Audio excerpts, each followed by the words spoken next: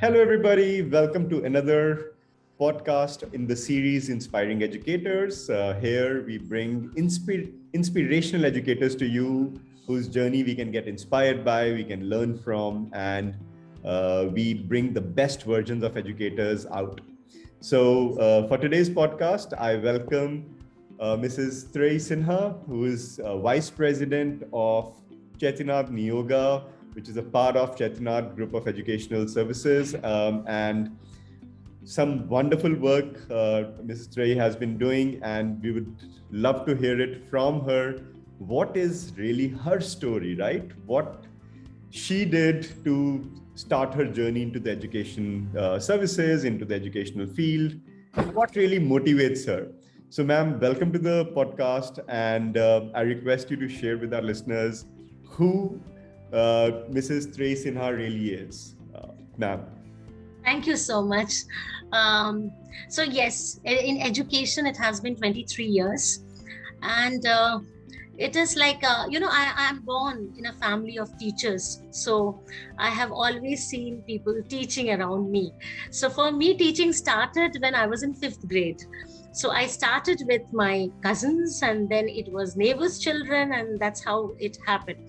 But formally getting into teaching, it happened when I was 21, the day I completed my graduation, the exam, and I was called by a school to, become a primary educator, and it's just happened.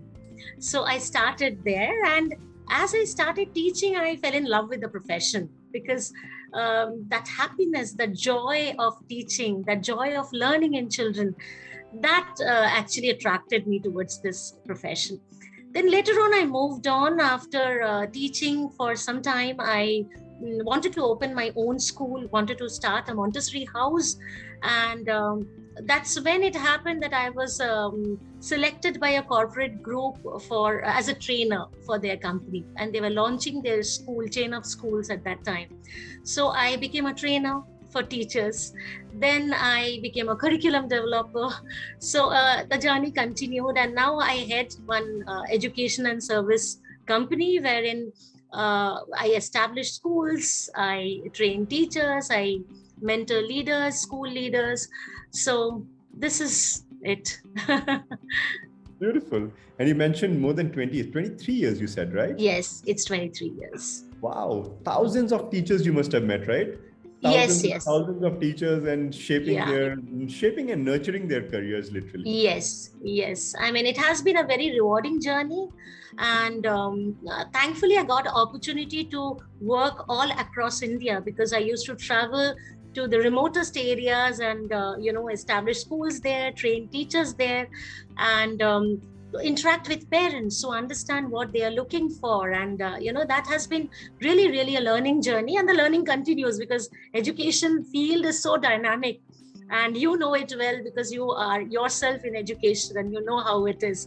So every day is a new experience, every time a new methodology is coming in. So yes, it has been a very rewarding and learning journey. Absolutely. And really looking forward to learn more, not just in this podcast, but beyond the podcast as well. And picking up from what you said, right, that education is such a dynamic field. Yeah. And things continuously change. I think the only constant thing that happens in life, and specifically in education, is that it keeps changing. So yes. With all these changes coming in, if you had to define, or share your definition of a successful teacher today, something that our current and prospective teachers can learn from and can imbibe and make it maybe their vision, mission, or their motto, how would you define, right? What definition would you give of a successful teacher today? See, I feel a teacher becomes successful when the teacher is able to connect to the child. So it is very important to know the child, to connect to the child. So I always tell my teachers that be very genuine to what you are doing. Just going deep into it. So the intention should be to know the child, to allow the child be, accept the child the way the child is, and move along the child. So the teacher who allows to experience, explore, express is the teacher who is successful. who can create independent learners. It should not be that children, they learn out of pressure, they're pushed towards learning. They should learn on their own, and we should facilitate as teachers. So a teacher who can allow that, who can create an environment like that, is successful. Beautiful. So beautiful. So I love that part where you're saying that you let them become self-dependent learners instead of them becoming dependent on you. Because Exactly. if you literally teach them, something like learning how to learn, you've True. given them the skill of learning, and not just given Exactly. them that, okay, you learn this part of the syllabus and curriculum today, and then next year you'll be dependent on the next teacher now. And then if you don't know, then it's that teacher's fault. No. So why not we nurture you in becoming learners, and we are around you as facilitators, guiding you, right? Yes. And it's so beautiful, right? The role that the teachers have taken over the last 3 decades. Yeah. How we moved from somebody who was an information provider, right? Accumulating information from libraries and books, and then coming and saying, okay, learn this. To today, students having access to this infinite information structure. Yeah. See, right? information is now on our fingertips. You just go. So data is everywhere. So there is no dearth of it. So why to get into that mode? We should make them learn how to learn. So, that's creating a group of independent learners who are passionate about learning, the joy for learning, and who will be lifelong learners. So that is what is needed.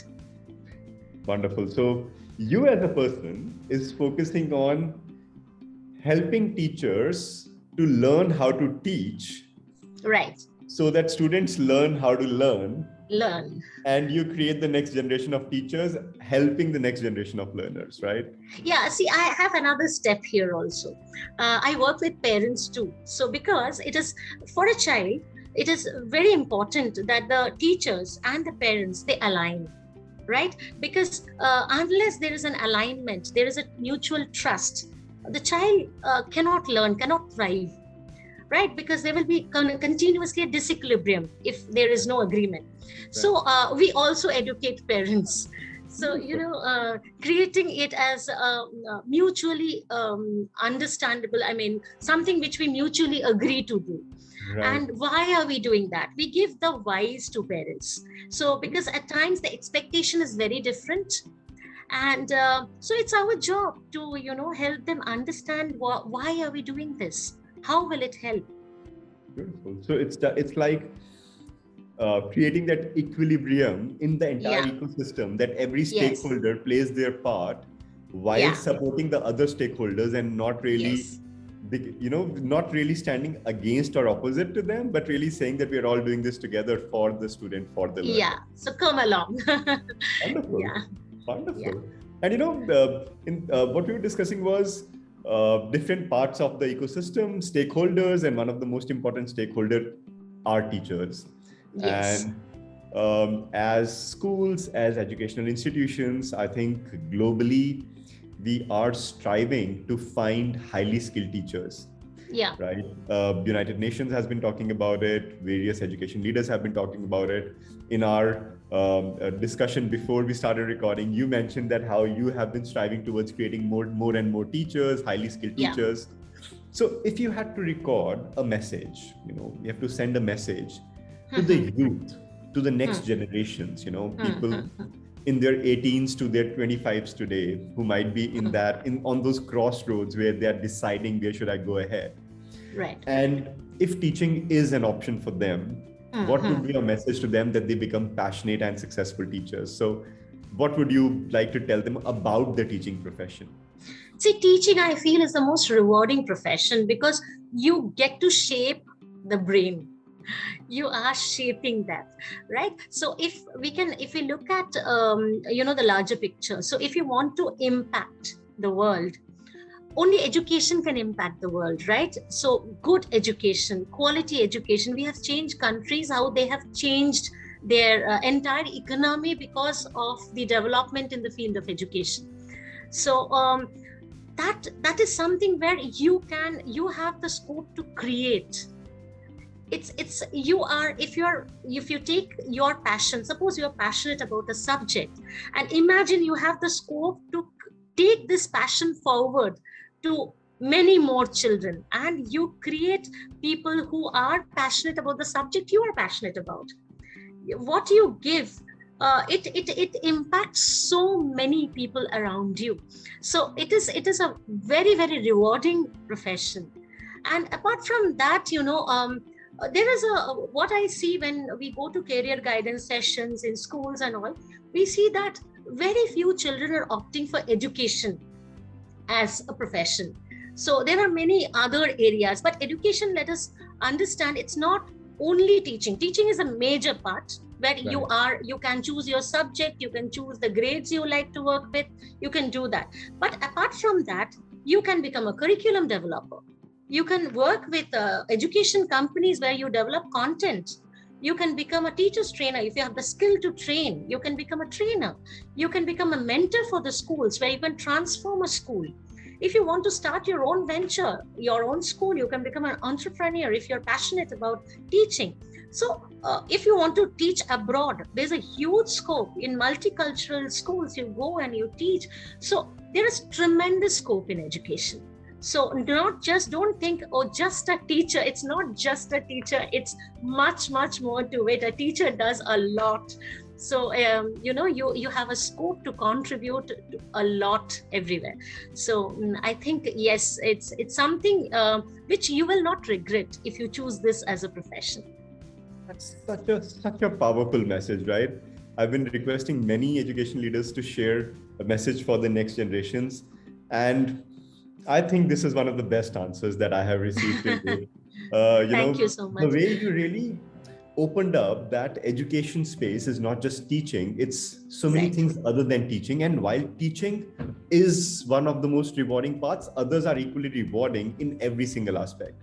And then the part that you mentioned about teaching abroad, multicultural schools, I could actually visualize it being compared to different professions that people really choose. So let's say a software engineer. Usually, if we talk about India, a software engineer starts at the same salary that a teacher starts, right? It's only when they really strive and they work hard and they're getting promotions. If somebody's doing the same in the education field as well, they would get the same things, right? And then they become project managers, and then they're doing different courses and learning your advanced technologies. And if they are growing that way, it's majorly because of the investment that they're putting in themselves. If a teaching professional, if an education professional does the same, you grow. You have tremendous opportunity. Like I said, I started early at the age of 21 as a teacher, and now I have principals reporting to me. So I'm training the principals, I'm training the teachers, I'm creating leaders. So it's a journey like that, right? So it's not just you are limiting yourself to a classroom. You have a huge scope to contribute. You work for so many areas.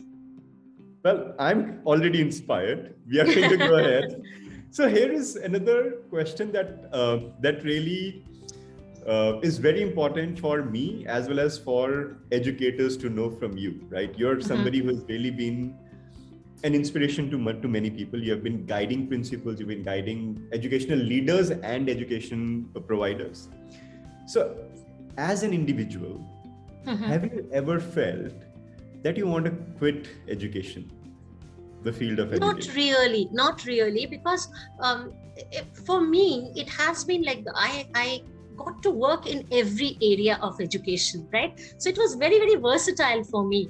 So I never felt bored, or I never felt like quitting, because I'm doing curriculum, I'm training, I'm mentoring, and I'm teaching also. Sometimes I go to the class, I interact with children, and the day you feel worked up, you go and work with children, because that's the best way you can, that's the best stress buster for us. So I never felt like quitting, because in this 23 years, I don't think ever I thought of quitting education. And that's a very powerful thing, because, the messages outside right now around the world are, I'm quitting the teaching career. Oh, I'm quitting education. It's not rewarding. And when it comes from somebody like you, that yes, there are challenges, but then you build a pathway, and there are challenges in everything in life. Everywhere, right? Wherever we go, we have to, and challenges are the way we grow. unless we face challenges, how will you find a solution towards it? So it's important we stick to it. That's why it's very important you should be passionate towards it. Your intention should be to become an educator, right? So it's sometimes it's felt like, no, I was into something else, now I cannot continue with that job because I do not have that time, so now I can teach. So it's not that. To become a teacher, you have to have that passion in you. You have to have that intention in you that you want to make a difference. You will create learners. So that if that is there in you, this is the right profession. Because it's not, sometimes people feel because there's long vacation and the flexibilities, teaching is the right profession. But no, it's not like that. You need to train yourself well. You need to have the skill sets which is needed to become a teacher. So if you have all that, yes, this is the right domain for you. Beautiful. That was amazing. And I would really love to know what really drives you, right? As you've shared such amazing things about your journey. You've taken so many roles. What has really driven you throughout these years, right? Is there something that you go to, any kind of particular kind of reflection, any particular kind of mindfulness activities, anything that you do that really drives you towards making a difference every single day of your life? Yeah, see, one is, mindfulness is very, very important. What I do, what I tell also the teachers, as I mentioned, that be genuine to what you are doing. Be compassionate towards that. But what drives me truly is the learning. Every day is a learning experience, and there is so much more to do. So, right now I'm working with a project which is like creating a school which is completely nature based. So we're trying to create a forest school. Okay, so it is Chettinar Sarvalokaa education we are working on. It's an international school. So how nature based learning helps. Okay, how children can learn the essential skills of life which is needed for life from nature, because nature takes its own time. You need to be mindful there. You need to wait. You need to have your patience. It cannot be hurried up. Like in this era, when we are accelerating everything, we are going towards accelerated growth, accelerated learning, and nature says slow down. So we are looking at unhurried childhood, wherein, the child remains a child and there is no push. So that is a new thing I'm working on. So this new things, that is what gets me going. So once this happens, maybe I will look for something new again. So there is so much to do in education, and the way we get to learn, that is something I think it's motivating, the whole journey. Beautiful. This nature part that you shared, I think a couple of weeks ago, I was in one of the meetings, and the head of school of Rishi Valley School was also there. Right. Okay. And she was talking about this one practice that they have there at their school, that all the teachers, all the students, they have this beautiful nature all around their school. So they go to a silent place in the forest area and they just look at the sun setting. And they sit there for say 15, 20 minutes, 30 minutes, and they're just reflecting about how nature is really revolving and how it's happening. Right. And she explained it in a very beautiful way. I can't do that, of course, but they have a specific term for that, and all the alumni remember that. No, see, this is so important, so necessary. Every morning we start with mindfulness session with children and teachers. So we also do it in nature. The natural space we have. So we have an organic garden, we have a farm, we have paddy field in school. So children, they grow their paddy, they harvest it, they take it to the culinary lab, and they know the difference between different paddy. The colors are different. So what is the vitamin content in one, and how is the color changing? So how much paddy India exporting, and so it is integrated. We work with integrated curriculum, and so everything is possible through nature education. And that is something which is helping us, and we are working with parents also continuously, that we don't realize that when we work for accelerated growth, we push children, aging also is getting accelerated, right? So we age earlier, right? So as everything is interrelated. So nowadays, if you see, yes, so when we try to push children to grow faster, their height must increase, they must grow faster, they must become taller. There's constant provocation from different platforms. So we do all that. We want children to grow fast. So they are getting puberty also earlier. So are we not aging earlier? Because it's all interrelated. Okay, so why not we slow down?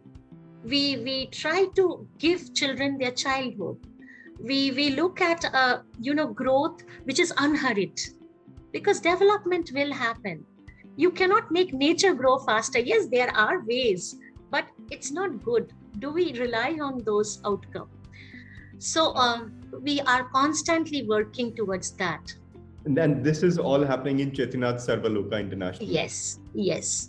And I just want to ask a very personal question. It's Yeah. going to become a part of the podcast, but I'm going to ask it now. Yeah. So my kids study here in Dubai. Are there Okay. any summer camps or anything that happen where I can send my girls where they can come and experience all this? Because Okay, yes, we will surely think about it, because Yes, Chennai, that- it's very hot. So the weather is a challenge here, but still we have some summer camps around a week or so, where we take children for nature trail, nature walk, and a lot of, we create nature tables with them. This morning only we were having a session with parents, give them the experience, what happens in nature, what do we do with their children. So if we plan something, surely I will let you know so that your daughters can they're join. pretty young right now, so pretty Yeah. small. So my elder one is around 7 years. The younger one is Okay. around 3.5 now. Okay. So if you ever even plan of doing something where people Yeah. can come and become a part of the Sure. journey, my kids will be the first in the queue, standing there. We will coming be and surely joining there. happy to share that with you, because it's so important, and even a short-term experience they carry for life. So I will surely let you know. Beautiful. Usually we don't talk about all these things in the podcast, but it's coming out of pure passion out of you. Yeah. It's I See, just we don't are connecting. absolutely. The last question for the podcast, and then we'll Okay. close the podcast. Right. You have really created outstanding results for yourself and for the wider community. And Mhm. every inspiring leader has people who have inspired them. That could be Right. mentors, that could be peers, that could be friends, that Mhm. could be students, that could be our own kids, anyone, right? Mhm. So this Women's Day, if you had to thank any three of them, saying that I am a woman of substance in education leadership because you played this role in my life, and you had to thank them, who would these three people be? You can name them, you can record a message for them. If we can reach out to them, we'll share this message, this part of the clip with them, saying that Okay. Ms.Trayee really wanted to thank you for all that you've done for them, and any 2, 3, 5, whatever comes to your mind. See, if you I want. come across many people like that, and it will be unfair to take a few names, because there's so much I have learned for so many. But of course, I would like to thank here my my employer under whom I'm working, Mrs. Geeta Muttaya. Like, the passion she has towards education is unimaginable. So we get the free hand, and much of the ideas are coming from her, because she being there with so much of progressive mind, the wanting to do more, and allowing us to get into that mode, giving us that kind of a space, given a forest, given a farm and all that, and allowing us to do. So she has been a big inspiration for this kind of an education. I would surely like to thank her. Another lady who is not there with us anymore, and it's not like a trained educator, but she is my great grandmother. Okay, so she was from Bangladesh, and she was 98 at that time when, and I was very close to her. So always in theoretical aspect, when we get into teaching, we are told that make eye contact. You should connect to the child when you are making eye contact, when you touch or pat the child, acknowledge, etc., etc. But she was a wonderful teacher. And the style of teaching was, throughout she tells a story or she teaches, her eyes used to be absolutely closed. So if it's a 1.5 hour or 2 hour interaction, she would not open her eyes even for once. So, and we were all mesmerized. I mean, all of us, including, the neighbors' children and all, would come and sit in front of her. She would teach us slokas, she would teach us stories, and with that, lot of other facts. She would never open her eyes, and yet she would connect to us. We were so connected. So now when I look back, I feel connecting the heart is what is happening. So, that what we feel that it is very important. What we do, the eye contact and all that, these are like different. This is a form of meditation. For her, the way she taught, way she spoke, being non-judgmental, she's not even worried about what people are thinking, how they're acknowledging, whether they're accepting her or not. She did her job. She did her things wholeheartedly. So she taught our heart, not our mind, right? So I think that is the highest form of teaching. And I would like to thank her to be the inspiration for me. And yes. So beautiful. I could actually imagine her sitting there with all of you. Yeah. And with her closed eyes, and she was sharing things. And, I could realize that for her, it didn't matter who it was. She wanted to just share that knowledge purely, right? Yeah. And wow, I'm speechless right now. I'm actually I'm a very visual person, like many people think that they're a visual person. I also think that I'm a visual person, and I was able to imagine those things. But thank you so much for sharing that. It kind of also broke that barrier in my mind. I hope it does it for many other listeners as well. That it's not about that one sense of connecting with the eyes. There are not just these 5 senses that we, hear, see, touch, feel, everything, but then that sense of the heart, connection of the heart that you are talking about. Really beautiful. Thank you so much, ma'am. Thank you so much for sharing your journey. Thank you so much for sharing things passionately, your personal, reflections, your personal experiences. I'm sure the listeners are going to enjoy a lot. And if, before signing off, if you want to share any message for the listeners, please go ahead. If you just want to wish them luck, anything. Yeah, no, I wish all of you who is choosing teaching as a profession, and you're wanting, or you're indecisive that whether to go for that, please, we need good teachers. We are wanting good teachers, that skills, what we are looking for. It just takes that intention. You just intend to do that. And, if it is there in you, if you have the intention to become a good teacher, please come for that, because the world needs you, and you can make so much of difference in the life of children, not just children, everywhere. So all the best to all of you. And I'm sure, people like you from Suresa, and there are many other organizations, I'm sure, working towards it. All of us together, we can really, create many more generations of good teachers. Full. And thank you for this opportunity. It was a pleasure interacting with you. Amazing session, listeners. I think we've had some beautiful memories to make in this session itself. I'm sure all of us are taking messages for ourselves. We're getting inspired. Thank you so much, Trayee ma'am. This has been an absolute pleasure. I, Rishabh Khanna, sign off for the day. See you soon with another inspiring educator to get inspired. See you all soon. Bye-bye. Have a great day.